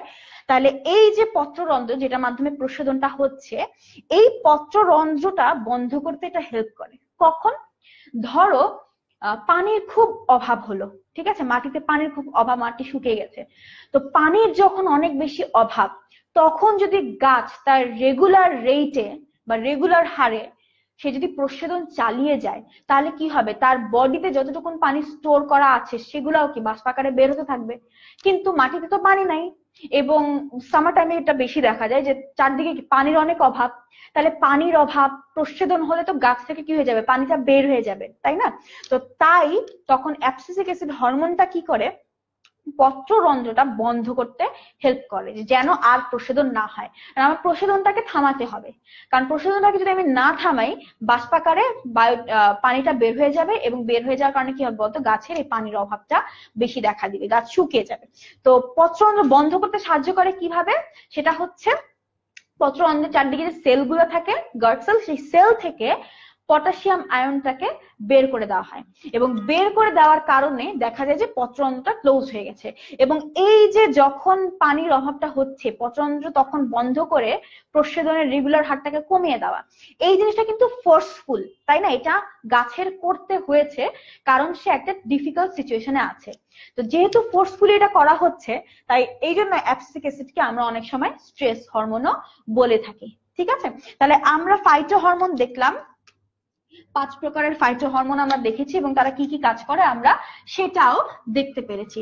তো এখন আমরা মুভ করব আমাদের নেক্সট টপিকে, যেটা হচ্ছে বায়োলজিক্যাল ক্লক। তো বায়োলজিক্যাল ক্লক জিনিসটা কি? তো বায়োলজিক্যাল ক্লক, এখন খেয়াল করো, ক্লক মানে কি? ঘড়ি, তাই না? তো আমরা ঘড়ি দেখি কেন? সময় জানার জন্য, তাই না? কয়টা বাজে এখন, সেই সময়টা জানার জন্য আমরা ঘড়িটা দেখি। তাহলে বায়োলজিক্যাল ক্লক জিনিসটা কি? বায়োলজিক্যাল ক্লক জিনিসটা হচ্ছে, এই যে ধরো উদ্ভিদে কি হবে, ফুল ফুটবে, তাই না? তো উদ্ভিদের ফুল ফোটা কিন্তু আলোর উপরে ডিপেন্ড করে। ঠিক আছে, যে কতক্ষণ সেই উদ্ভিদটা আলো পাচ্ছে, বা এই যে উদ্ভিদের ফুলটা ফুটবে, ঠিক আছে, তো সেটা কতক্ষণ, তার ফুলটা ফুটবার জন্য কত সময় ধরে আলোটা তার দরকার, সেইটার ভিত্তিতে কিন্তু আমরা উদ্ভিদকে বিভিন্ন ভাবে ক্যাটাগরাইজ করি।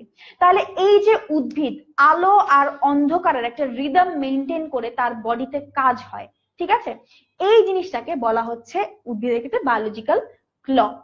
মানে হচ্ছে, আমি বায়োলজিক্যাল ক্লককে এভাবে সংজ্ঞায়িত করতে পারি যে উদ্ভিদের ক্ষেত্রে আলো অন্ধকারের ছন্দ বা রিদম আমি বলতে পারি।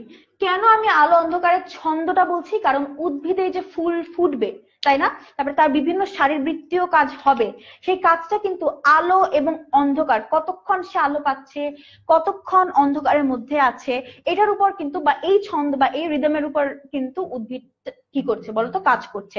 একটা সার্টেন টাইমে তার ফটোসিনথেসিস বা সালোকসংশ্লেষণ বেশি হবে, আবার একটা সার্টেন টাইমে তার সালোকসংশ্লেষণ কম হবে। তো কখন বেশি হবে কম হবে এটা কিন্তু আলোর উপরে ডিপেন্ড করে, তাই না? আবার এই যে ফুল ফুটবে, বেসিক্যালি ফুল ফোটার কনসেপ্টটা সময় আমরা বায়োলজিক্যাল ক্লকটা বলি। তো ফুল যখন ফুটবে তখন কত টাইম তার আলো দরকার একটা ফুল ফুটবার জন্য, সেটার ভিত্তিতেও কিন্তু আমি উদ্ভিদকে ভাগ করি। তাহলে এখন এই যে বায়োলজিক্যাল ক্লক, অর্থাৎ আলো এবং অন্ধকার, কত টাইম কোন একটা উদ্ভিদের ফুল ফুটতে কত টাইম তার আলো প্রয়োজন, দিনে গড়ে কতক্ষণ তার আলো প্রয়োজন, সেটার উপর ভিত্তি করে উদ্ভিদকে আমি 3টা টাইপে ভাগ করি। ফার্স্ট টাইপটা হচ্ছে ছোট দিনের উদ্ভিদ। ছোট দিনের উদ্ভিদ মানে কি? এই যে ছোট দিনের উদ্ভিদগুলা দেখো, ছোট দিন মানে কি? তার দিনে গড়ে আলো লাগবে হচ্ছে, দিনে গড়ে আলো লাগবে 8 থেকে 12 ঘন্টা। মানে যে উদ্ভিদগুলা ছোট দিনের উদ্ভিদ, সেই উদ্ভিদগুলার ফুল ফুটতে দিনে গড়ে 8 থেকে 12 ঘন্টা তার আলো প্রয়োজন। সে যদি দিনে গড়ে 8 থেকে 12 ঘন্টা আলো না পায়, বা তার থেকে অনেক বেশি কম পায়, তখন কিন্তু দেখা যাবে তার ফুলটা ফুটছে না। তো এই যে ছোট দিনের উদ্ভিদ, সেগুলার দিনে গড়ে 8 থেকে 12 ঘন্টা টাইম লাগে, মানে ফুলটা ফুটবার জন্য। ঠিক আছে, তো এরপরে আছে হচ্ছে বড় দিনের উদ্ভিদ। তাহলে বড় দিনের উদ্ভিদ যেগুলা, সেই বড় দিনের উদ্ভিদের ক্ষেত্রে কি হবে? বড় দিনের উদ্ভিদ, বড় দিন মানে কি? এই উদ্ভিদগুলার ফুল ফুটতে আলোর পরিমাণটা দৈনিক গড়ে যতক্ষণ তার আলো লাগছে ফুলটা ফুটাবার জন্য, সেটা আরেকটু বেশি হবে, বড় হবে, বেশি হবে। তো এটার ক্ষেত্রে হবে হচ্ছে 12 থেকে 16 ঘন্টা। দ্যাট মিনস বড় দিনের উদ্ভিদ যেগুলা, বড় দিনের উদ্ভিদের ক্ষেত্রে তার 12 থেকে 16 ঘন্টা টাইম মানে আলো লাগছে দিনের গড়ে ফুলটা ফুটাবার জন্য। তো ছোট দিনের উদ্ভিদ আমি বলতে পারি ডালিয়া একটা ছোট দিনের উদ্ভিদ, চন্দ্রমল্লিকা একটা ছোট দিনের উদ্ভিদ। আবার বড় দিনের উদ্ভিদ যেগুলো হয় সেটার ক্ষেত্রে আমি বলতে পারি ঝিঙে, লেটুস, এগুলো বড় দিনের উদ্ভিদ হয়। আবার কিছু উদ্ভিদ হয় যে উদ্ভিদগুলা হচ্ছে আলোক নিরপেক্ষ। আলোক নিরপেক্ষ উদ্ভিদ কোনগুলা? আলোক নিরপেক্ষ উদ্ভিদ যেমন শসা। এর ক্ষেত্রে দেখা যায় যে আলো কতক্ষণ পড়ছে সেটার উপরে ফুলের পরিস্ফুটনটা নির্ভর করে না, অর্থাৎ ফুল কখন ফুটবে সেটা কিন্তু আলোর উপর ডিপেন্ড করছে না। ঠিক আছে, আমি তাকে বেঁধে দিচ্ছি না যে তোমার দিনে গড়ে এতটুকুন টাইম আলো দরকার ফুলটা ফোটাবার জন্য। ঠিক আছে, তো সেগুলোকে আমরা বলি আলোক নিরপেক্ষ উদ্ভিদ। যেমন শশার গাছের যে ফুল, সেই ফুলটা কিন্তু আলোক নিরপেক্ষ, অর্থাৎ কখন সে ফুটবে বা তার ফুটবার জন্য এরকম দৈনিক গড়ে একটা লিমিটেড টাইম আলো কিন্তু তার প্রয়োজন হয় না, এই জন্য তাকে আমরা আলোক নিরপেক্ষ উদ্ভিদ বলে থাকি। তাহলে আমরা বায়োলজিক্যাল ক্লকটা কি এটা মোটামুটি দেখেছি। আমি আবার বলি যে উদ্ভিদের এই যে ফুল যে ফুটবে, তার কিন্তু কোন একটা উদ্ভিদের ফুল ফুটবার সময় তার দিনে একটা নির্দিষ্ট পরিমাণ আলো কিন্তু দরকার হয়। সেই নির্দিষ্ট পরিমাণ আলো সে পেলে তারপর দেখা যায় তার মধ্যে ফুলটা ফুটছে বা সেই গাছে ফুল ফুটতে দেখা যাচ্ছে। তো এই যে উদ্ভিদের ভিতরে ক্রিয়াকলাপ সেগুলো কিন্তু আলো এবং অন্ধকারের এক একটা ছন্দের উপর ডিপেন্ড করে, বা এই ফুলের পরিস্ফুটনটা এই একটা রিদমের উপর ডিপেন্ড করে। এই জিনিসটাকে বলা হয় হচ্ছে বায়োলজিক্যাল ক্লক। তাহলে আমরা বায়োলজিক্যাল ক্লকটাও দেখেছি। এখন আমাদের নেক্সট টপিকে চলে যাব। আমাদের নেক্সট টপিকটা হচ্ছে ফটোট্রপিজম। ফটোট্রপিজম জিনিসটা কি সেটা আমরা এখন দেখব। ফটোট্রপিজম, ঠিক আছে। আমরা ফটোসিনথেসিস দেখেছিলাম। ফটো মানে যেন কি? ফটোসিনথেসিসে আমরা দেখেছিলাম যে ফটো মানে হচ্ছে আলো। অনেকে এখন তোমরা হয়তো বলবে যে আপু ফটো মানে তো ছবি। হ্যাঁ, ফটো মানে ছবি সেটা আমরা জানি, কিন্তু in case of biology photo মানে কিন্তু আলো। ঠিক আছে, তো এই যে ফটো, এটা অর্থ কিন্তু আলো। তাহলে ট্রপিজম মানেটা কি? ট্রপিজম ওয়ার্ডটার মানে কি? তাহলে যদি আমরা ট্রপিজম ওয়ার্ডটার মিনিংটা খুঁজে বের করতে পারি, আমরা ফটোট্রপিজম মিনিংটা জানবো। তাহলে এই যে ট্রপিজম, এইটা এসেছে একটা ওয়ার্ড থেকে, যে ওয়ার্ডটা হচ্ছে ট্রোপোস। ট্রোপোস ট্রোপোস মানে কি? ট্রপিজম এসেছে ট্রোপোস একটা ওয়ার্ড থেকে। এই ট্রোপোস ওয়ার্ডটার মানে হচ্ছে ঘুরে যাওয়া। ঘুরে যাওয়া মানে হচ্ছে টু টার্ন, ঘুরে যাওয়া। তো এই ট্রোপোস মানে হচ্ছে ঘুরে যাওয়া। ঠিক আছে, তাহলে ট্রপিজম এই ওয়ার্ডটার মানে হচ্ছে, যদি আমাকে কোনো উদ্দীপনা দেওয়া হয়, আমরা এখন যেহেতু গাছ নিয়ে কথা বলছি আমরা গাছের ক্ষেত্রে বলবো, গাছকে কোন একটা উদ্দীপনা দেওয়া হলো, এখন সে দুই ভাবে রিয়েক্ট করতে পারে। হয় সে সেই উদ্দীপনাটা যেদিক থেকে এসেছে, সোর্স যেটা, সেটার দিকে মুভ করে যেতে পারে, না হয় সে উদ্দীপনাটা যেদিক থেকে এসেছে সে সেটার অপোজিট দিকে ঘুরে যেতে পারে। ধরো একজন মানুষ তোমার দিকে আসছে, তুমি তাকে চেনো। এখন দুইটা জিনিস হতে পারে, ঠিক আছে। সেই মানুষটাকে তুমি যখন দেখলে, তাকে যদি তুমি ভয় পাও, সেই মানুষের যেদিক থেকে আসবে তুমি কি করবে? তার অপোজিট দিকে দৌড় দিবে, তাই না? আর যদি তুমি তাকে পছন্দ করো তাহলে কি হবে বলো তো? সেই মানুষের যেদিকে আসে তুমি সেই মানুষটার দিকে চলে যাবে। যদি সে তোমাকে হাই দেয়, তুমি তাকে ভয় পেলে তুমি তার উল্টা দিকে দৌড় দিবে। আর তুমি যদি তাকে পছন্দ করে থাকো বা তার সাথে তুমি খুব ফ্রেন্ডলি হয়ে থাকো, সে তোমাকে হাই দিলে তুমি তার দিকে দৌড়ে চলে যাবে, তাই না, কথা বলতে। তাহলে এই যে কোন একটা উদ্দীপনা, যখন উদ্ভিদের কাছে কোন একটা উদ্দীপনা পাই, ফটো মানে যেহেতু আমি আলোর কথা বলছি, তাহলে এইখানে ফটোট্রপিজম যে কনসেপ্টটা, সেটার ক্ষেত্রে যে উদ্দীপনাটা কাজ করবে সেটা হচ্ছে আলো। তাহলে আলো হচ্ছে সেই উদ্দীপনা। ট্রপিজম মানে হচ্ছে কোন একটা উদ্দীপনা যখন গাছকে দেওয়া হয়, সে সেই উদ্দীপনার দিকে বা উদ্দীপনার অপোজিট দিকে ঘুরে যাওয়াকে বলা হয় হচ্ছে ট্রপিজম। তাহলে কোন একটা উদ্দীপনা দেওয়া হলে উদ্দীপনার দিকে যাওয়া বা উদ্দীপনার অপোজিট দিকে ঘুরে যাওয়াকে আমরা বলছি ট্রপিজম। সেটা এসেছে ট্রপোস ওয়ার্ডটা থেকে, যেটা মানে হচ্ছে ঘুরে যাওয়া। তাহলে ফটোট্রপিজম মানে কি? ফটোট্রপিজম মানে হচ্ছে উদ্ভিদের এই যে আলো পড়ছে, আলোটা হচ্ছে এই ক্ষেত্রে উদ্দীপনাটা। তো এই যে উদ্দীপনাটা যেটা পড়ছে, যেটা এখন এই কনসেপ্টে কাজে লাগছে, সেটা হচ্ছে আলো। তো ফটোট্রপিজম হচ্ছে গাছে যদি আলো পড়ে, তাহলে দুই ভাবে গাছ রিয়েক্ট করতে পারে, একটা আলোর দিকে বেঁকে যেতে পারে, আর না হয় কি হতে পারে বলতো, আলোর অপোজিট দিকে চলে যেতে পারে, তাই না? এই দুটা হতে পারে। তাহলে আলোর দিকে বা আলোর অপোজিট দিকে উদ্ভিদের ধাবিত হওয়া বা উদ্ভিদের কোনো অংশের চলে যাওয়া বা ঘুরে যাওয়াকে বলা হয় হচ্ছে ফটোট্রপিজম। তাহলে ফটোট্রপিজম কি? আলোর দিকে বা আলোর অপোজিট দিকে উদ্ভিদের কোনো একটা অংশ ঘুরে যাওয়াকে বলা হয় হচ্ছে ফটোট্রপিজম। তো এই যে ফটোট্রপিজম, এই ফটোট্রপিজমটা দুই টাইপের হতে পারে। আমরা শুরুতে অক্সিনের কাজটা যখন, অক্সিনের প্রভাবটা যখন দেখেছি, তখন আমরা কি দেখেছিলাম বলতো? যে সাইডে অক্সিনের ঘনত্বটা কম, সেই সাইডে কি হয় বলতো? সেই সাইডে সেল ডিভিশনটা বেশি হয়, গ্রোথটা বেশি হয়, যেখানে উদ্ভিদের যে কাণ্ডটা থাকে, সেই কাণ্ডটা কি হয়? সূর্যালোক যেদিক থেকে আসছে সেদিকে কিন্তু বাঁকা হয়ে যায়। তাহলে এই একটা উদ্ভিদের এটা হচ্ছে ভ্রূণমুকুল, আর উদ্ভিদের এটা হচ্ছে মূল। ঠিক আছে, এটা হচ্ছে উদ্ভিদের কাণ্ড, এটা হচ্ছে উদ্ভিদের মূল। তাহলে উদ্ভিদের যে কাণ্ডটা থাকে, এই কাণ্ডের ক্ষেত্রে আমরা দেখতে পারবো যে যেদিক থেকে সূর্যালোকটা পড়ছে, উদ্ভিদের কাণ্ডটা কি হবে বলতো? কাণ্ডটা সেদিকে ঘুরে যাবে বা সেদিকে বেঁকে যাবে। যদি এদিক থেকে সূর্যালোক আসে, তাহলে কাণ্ডটা এদিকে বেঁকে যাচ্ছে। ঠিক আছে, whereas মূলটা কি করবে বলতো?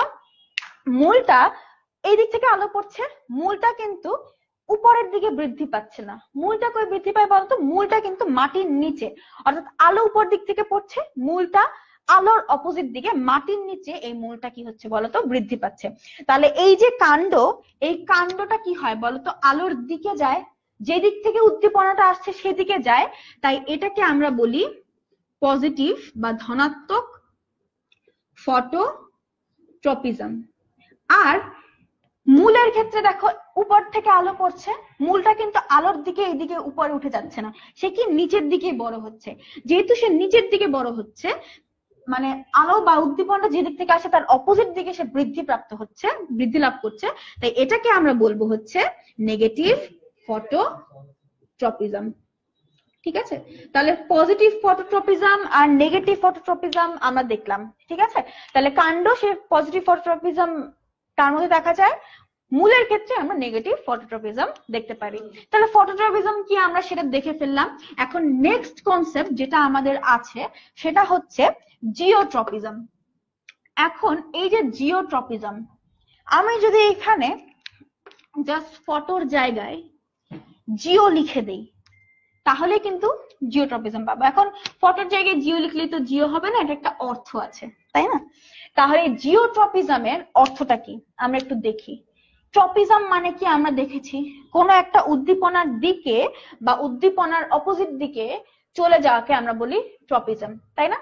এই ক্ষেত্রে উদ্দীপনাটা হচ্ছে আর্থ, এই ক্ষেত্রে উদ্দীপনাটা হচ্ছে আর্থ। জিও মানে কিন্তু আর্থ। ঠিক আছে, তো জিওট্রপিজম আমরা এটাকে অনেকে এটাকে গ্র্যাভিট্রপিজমও বলা হয়। এখানে আর্থ বলতে মেইনলি যে জিনিসটাকে বোঝানো হচ্ছে সেটা হচ্ছে অভিকর্ষ, গ্র্যাভিটেশনাল ফোর্স বা অভিকর্ষ বল। ঠিক আছে, তো এই যে অভিকর্ষ বল, এখানে আর্থ বলতে মেইনলি অভিকর্ষ বলকে বোঝানো হচ্ছে। তো গ্র্যাভিট্রপিজম কি? এইখানে উদ্দীপনাটা হচ্ছে অভিকর্ষ বল। অভিকর্ষ বলটা যে দিকে কাজ করবে সেই দিকে যাকে আমরা বলবো পজিটিভ জিওট্রপিজম, এন্ড অভিকর্ষ বলটা যেদিকে কাজ করবে তার অপোজিট দিকে যাকে আমরা বলবো নেগেটিভ জিওট্রপিজম। তাহলে এখানে খেয়াল করো, এই যে আমরা গাছের চিত্রটা এঁকেছিলাম, এই যে কাণ্ড আর এই যে মূল, খেয়াল করো অভিকর্ষ বলটা কি নিচের দিকে কাজ করছে। তো এই যে অভিকর্ষ বলটা নিচের দিকে কাজ করছে, এই নিচের দিকে মূলের চলে যাওয়া, এই নিচের দিকে কে যাচ্ছে? কাণ্ডটা কি নিচের দিকে বড় হয়? কাণ্ডটা কিন্তু নিচের দিকে বড় হচ্ছে না, কাণ্ডটা কিন্তু উপরের দিকে বড় হচ্ছে, আর মূলটা কিন্তু নিচের দিকে বড় হচ্ছে। অভিকর্ষ বল নিচের দিকে পুল করছে, টান দিচ্ছে, নিচের দিকে কাজ করছে, তাই মূলটা কিন্তু নিচের দিকে চলে যাচ্ছে, বড় হচ্ছে, বৃদ্ধি পাচ্ছে। কিন্তু যে কাণ্ডটা আছে সেই কাণ্ডটা কিন্তু অভিকর্ষ বল এই দিকে কাজ করলে কাণ্ডটা অভিকর্ষ বলের অপোজিট দিকে কাজ করছে। তাহলে কাণ্ডের ক্ষেত্রে কাণ্ড ফলো করে হচ্ছে নেগেটিভ জিওট্রপিজম। তাহলে আমরা কাণ্ডের ক্ষেত্রে দেখতে পাই নেগেটিভ জিওট্রপিজম, মানে অভিকর্ষ বল যেদিকে কাজ করে তার অপোজিট দিকে যেহেতু সে বৃদ্ধি পাচ্ছে, তাই আমরা বলছি নেগেটিভ জিওট্রপিজম। এন্ড মূলের ক্ষেত্রে আমরা দেখতে পাই হচ্ছে পজিটিভ জিওট্রপিজম। এই জিওট্রপিজমটাকে তোমাদের বইয়ে খুব সম্ভবত জিও পারসেপশন বলা হয়েছে, অ্যাকচুয়ালি ওটা জিওট্রপিজম বা গ্র্যাভিট্রপিজম, যে অভিকর্ষ বলটা কোন দিকে কাজ করছে, ঠিক আছে, এবং অভিকর্ষ বলটা যেদিকে কাজ করছে সেই দিকে যা হচ্ছে পজিটিভ জিওট্রপিজম, সেটার অপোজিট দিকে বৃদ্ধিপ্রাপ্ত হওয়া হচ্ছে নেগেটিভ জিওট্রপিজম। তাহলে কাণ্ডের ক্ষেত্রে আমরা নেগেটিভ জিওট্রপিজম আর পজিটিভ ফটোট্রপিজম দেখতে পাই, আর মূলের ক্ষেত্রে আমরা পজিটিভ জিওট্রপিজম আর নেগেটিভ ফটোট্রপিজম দেখতে পাই। তো এই ফটোট্রপিজম, জিওট্রপিজম এগুলা কিন্তু উদ্ভিদের চলনের বিভিন্ন প্রক্রিয়া, ঠিক আছে। তো মেইন দুটো হচ্ছে অ্যাকচুয়ালি ফটোট্রপিজম, জিওট্রপিজম, আরো অনেক প্রক্রিয়া আছে। তো তোমাদের বইয়ে যেহেতু এই দুটো টপিকই মোটামুটি দেওয়া হয়েছে, তাই দুটো টপিক নিয়ে আমরা আলোচনা করলাম। তো আশা করছি তোমরা পজিটিভ আর নেগেটিভ ফটোট্রপিজম আর জিওট্রপিজম বুঝতে পেরেছো। তাহলে আমাদের জিওট্রপিজম হয়ে গেল। তো উদ্ভিদের ক্ষেত্রে যে উদ্ভিদের হরমোন, তাদের প্রভাব, তাদের চলন, মুভমেন্ট, এই জিনিসগুলো আমরা আলোচনা করে ফেলেছি জিওট্রপিজম পর্যন্ত। এখন আমরা লাস্টে যে দুটো টপিক আছে সেটা প্রাণীর সমন্বয়ের অন্তর্গত, সেটা হচ্ছে স্নায়ুতন্ত্রের অংশ আর কেন্দ্রীয় স্নায়ুতন্ত্র। আচ্ছা, স্নায়ুতন্ত্রের অংশ, স্নায়ুতন্ত্রটা কি? স্নায়ুতন্ত্র হচ্ছে আমাদের বডিতে, এই ধরো এখন কেউ যদি আমাকে সেটা ঘুষি মারে, থাপ্পড় মারে, সাথে সাথে আমার গালটা মুভ হয়ে যাচ্ছে না? বা এই যে ধরো কেউ আমাকে এখানে একটা বাড়ি, আমি নিজেই বাড়ি দিলাম এবং আমি কি করলাম, ব্যথা পেলাম। তাহলে এই যে আমি নিজেকে একটা বাড়ি দিলাম এবং আমি ব্যথা পেলাম, তাই না? এই যে তুমি ফিল করতে পারছো, তুমি নিজেকে একটা ঘুষি দিলে বা হাতে একটা বাড়ি দিলে বা অন্য কেউ মারলে তুমি কি করবে, ব্যথা পাবে না? আবার এই যে ধরো কেউ ভালো কিছু বললো, তোমার খুশি লাগবে, খারাপ কিছু বললে তুমি দুঃখ পাবে। এই জিনিসগুলো হচ্ছে ইমোশন বা অনুভূতি। তাহলে এই যে অনুভূতিগুলা, এই অনুভূতিগুলা আমরা কি করি, এনভায়রনমেন্ট থেকে বা আমাদের চারপাশের এনভায়রনমেন্ট থেকে বিভিন্ন প্রকার অনুভূতি আমরা গ্যাদার করি, নিজের মধ্যে আনি। আবার সেই অনুভূতির ভিত্তিতে আমরা কি করি বলতো, রিঅ্যাক্টও করি। মানে আমার অনুভূতিটা যেরকম হবে সেই অনুভূতির ভিত্তিতে আমরা কি করব বলতো, সেই অনুভূতির ভিত্তিতে আমরা রিঅ্যাক্ট করবো। কেউ ভালো কিছু বললে আমি খুশি হব, খারাপ কিছু বললে আমি দুঃখ পাবো। তাহলে এই যে অনুভূতি আমরা গ্রহণ করছি আর সেটাতে আমরা রিঅ্যাক্ট করছি বা সাড়া দিচ্ছি, আমাদের বডিতে যে তন্ত্রটা এই বাইরে থেকে অনুভূতি গ্রহণ করা, সেটাকে মাথায় প্রসেস করা এবং সে অনুযায়ী একটা রিঅ্যাকশন দেওয়ার সাথে রিলেটেড, সেটাকে আমরা বলি স্নায়ুতন্ত্র। তো আমাদের যে স্নায়ুতন্ত্র আছে, সেই স্নায়ুতন্ত্র বেশ কিছু অংশে বিভক্ত, ঠিক আছে। তো এই স্নায়ুতন্ত্রের কি কি অংশে এই স্নায়ুতন্ত্র বিভক্ত, আমরা একটু সেই জিনিসটা দেখে নিব। স্নায়ুতন্ত্রের মেইনলি দুইটা অংশ থাকে। একটা অংশ হচ্ছে কেন্দ্রীয় স্নায়ুতন্ত্র, আরেকটা অংশ যেটা আছে সেটা হচ্ছে প্রান্তীয় স্নায়ুতন্ত্র। কেন্দ্রীয় প্রান্তীয় কেন, আর এই দুটার কাজ কি?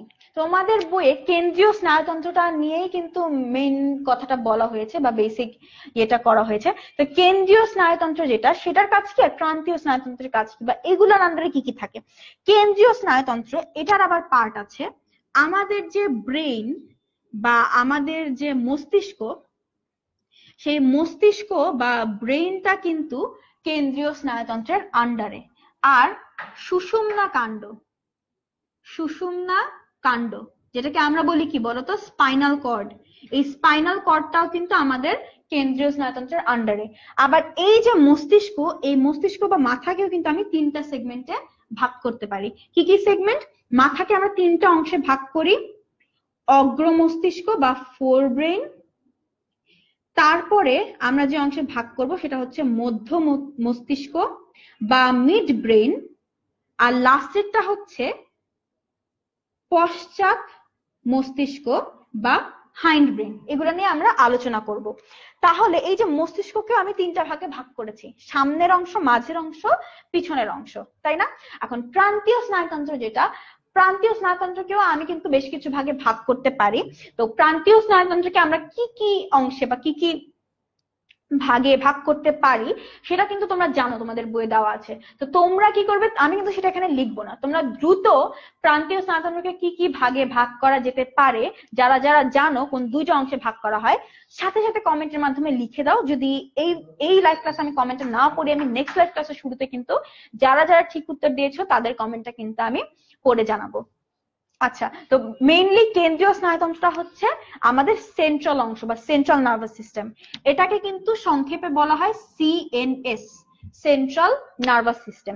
তো এই যে সিএনএস বা কেন্দ্রীয় স্নায়ুতন্ত্র বা সেন্ট্রাল নার্ভাস সিস্টেম, এই সেন্ট্রাল নার্ভাস সিস্টেমে কিন্তু আমাদের সমস্ত অ্যাকশন রিয়াকশন, কিভাবে আমি অনুভূতি প্রতি রিয়াকশন দেখাবো, সেগুলো সব কিন্তু কেন্দ্রীয় স্নায়ুতন্ত্র নিয়ন্ত্রণ করে। আর আমাদের যে নার্ভ গুলো আছে, সেই নার্ভ গুলা কিন্তু এই প্রান্তীয় স্নায়ুতন্ত্রের অংশ। ঠিক আছে, সেই নার্ভ গুলো কি করবে বলতো, আমার বডির বিভিন্ন জায়গা থেকে উদ্দীপনা নিয়ে আসা এবং বিভিন্ন জায়গায় সেই উদ্দীপনার যে সারাটা বা যে রেসপন্সটা, সেই রেসপন্সটা পৌঁছে দেওয়া, সেটা হচ্ছে প্রান্তীয় স্নায়ুতন্ত্রের কাজ। আর কেন্দ্রীয় স্নায়ুতন্ত্রের কাজ কি, এই যে প্রান্তীয় স্নায়ুতন্ত্র কি করলো, একটা উদ্দীপনা নিয়ে আসলো আমার মাথায়, নিয়ে এসে সেই উদ্দীপনাটাকে প্রসেস করা এবং কিরকম রিয়াকশন আমি দিব, সেই রিয়াকশনটা প্রসেস করার কাজ হচ্ছে কেন্দ্রীয় স্নায়ুতন্ত্র। এবং কোন জায়গায় আমি এখন সেই রেসপন্সটা পাঠাবো সেটাও সর্ট আউট করা হচ্ছে কেন্দ্রীয় স্নায়ুতন্ত্রের কাজ। প্রান্তীয় স্নায়ুতন্ত্র নিয়ে খুব একটা বেশি আলোচনা করা হয় নাই তোমাদের এখানে, যার কারণে আমরা কেন্দ্রীয় স্নায়ুতন্ত্র নিয়েই বেশি আলোচনা করব।